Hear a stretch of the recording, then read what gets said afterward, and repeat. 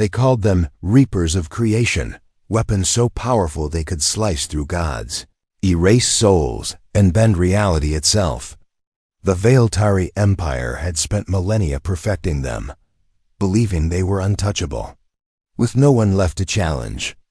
Their reign, they turned their eyes toward a quiet blue planet tucked away in a forgotten arm of the galaxy. Earth didn't threaten them. Earth didn't even know they existed. But the Veiltari needed a test subject, and humanity was chosen. But what they didn't expect was him. Earth didn't launch a fleet or fire a single warning shot. They didn't negotiate. They simply opened a sealed vault buried beneath Antarctic ice and woke up one man. No name, no rank, no leash.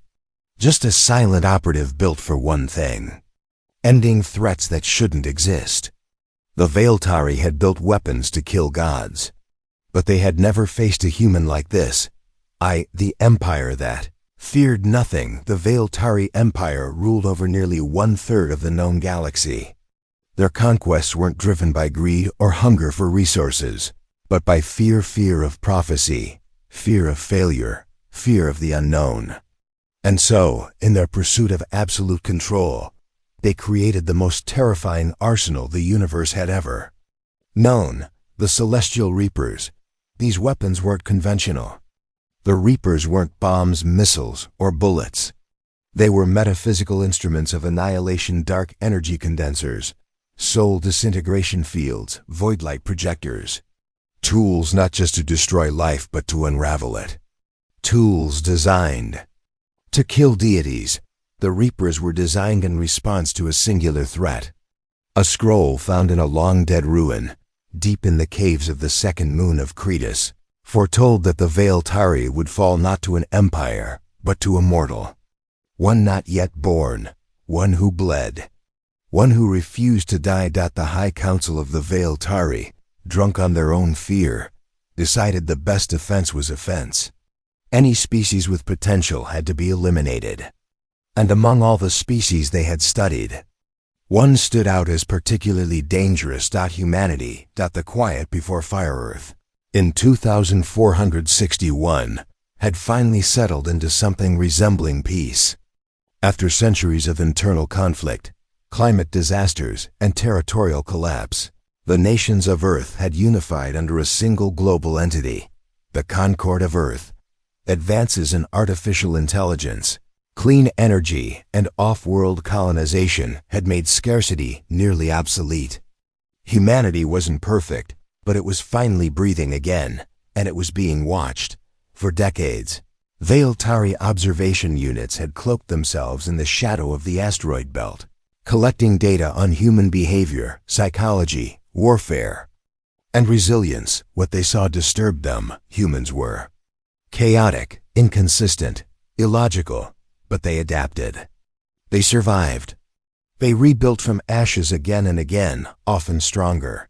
Their capacity for compassion was only matched by their capacity for cruelty, and worst of all, they improved under pressure.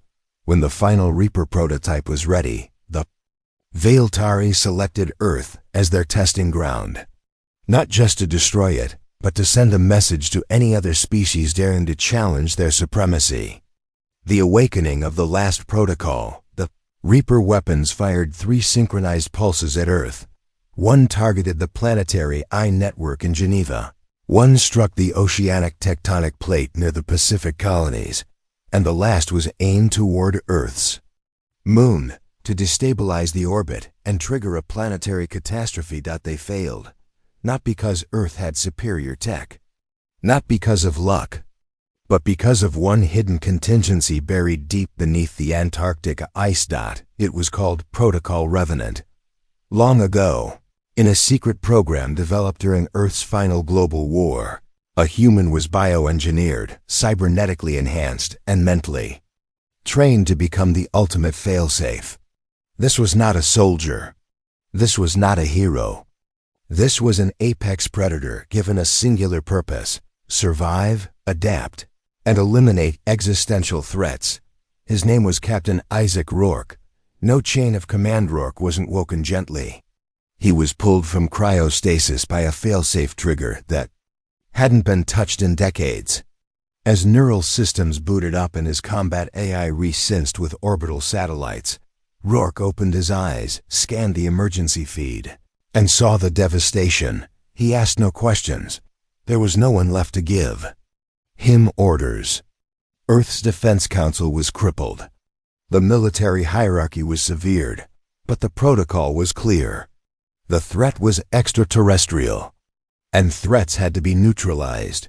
Rourke retrieved his gear, a hyper-adaptive combat suit, a quantum-locked railgun that adjusted its output based on enemy shielding, and a neural-linked dagger made from graphene-laced tungsten designed for close-quarters execution.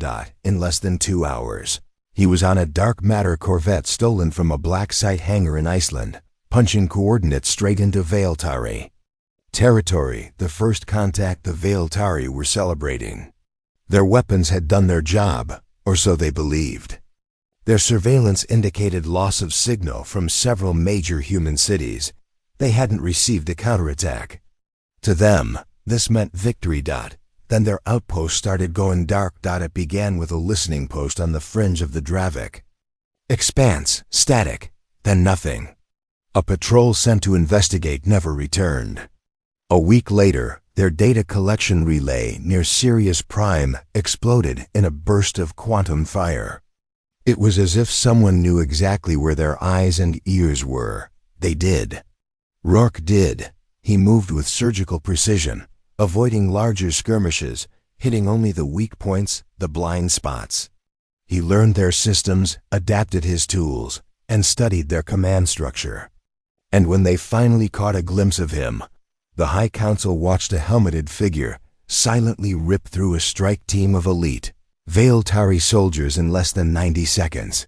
The message was clear: you killed our gods. I'm just human. And I'm enough. The failures of God Killers, Reaper-class weapons were brought out again. These were mobile now, adjusted for battlefield use, intended to wipe out armies. But they weren't designed for one man.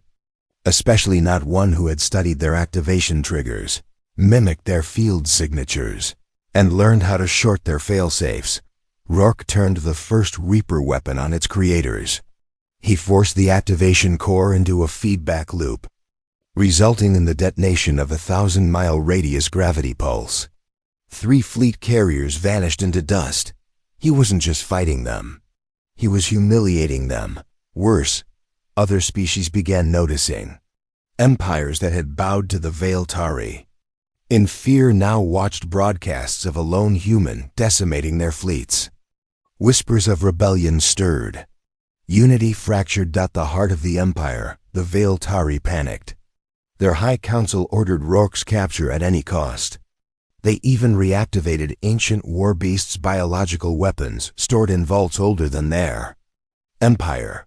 Rourke evaded them all. Finally, he reached the core world, Veilzal, the capital. It wasn't stealth this time. He wanted them to see him coming. Orbiting cameras broadcast his descent live to trillions. He landed in the Senate Plaza, alone, standing beneath their ivory towers. He issued no ultimatum. He gave no speech. He simply said, "You built weapons to kill gods. Lucky for me, I'm not one." And then he attacked. The Fall and the Flame. Rourke fought for 13 hours without pause. Every soldier sent was defeated. Every defense collapsed. In the end, it wasn't weapons or machines that failed the Veiled ARI. It was belief. They had built their empire on the assumption that fear was enough. That power made them invincible. But they had never met a human who had nothing left to lose, who didn't care about surviving, who was designed for one task and one task only: finishing the mission. Rourke reached the High Council chamber. What happened inside remains classified, but footage later recovered showed a single chair left standing amid ash. The return and the legacy. Rourke didn't stay.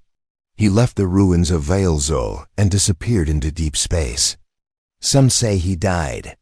Some believe he still operates in the shadows, a ghost among stars. But what is undeniable is this: the Veiltari Empire collapsed within a decade. Former subjects rose up. The Reapers were dismantled, studied, and buried. And Earth became something new in galactic memory, not feared, not worshipped, but respected, because they had sent no army. They had sent one human, and it was enough. Enough.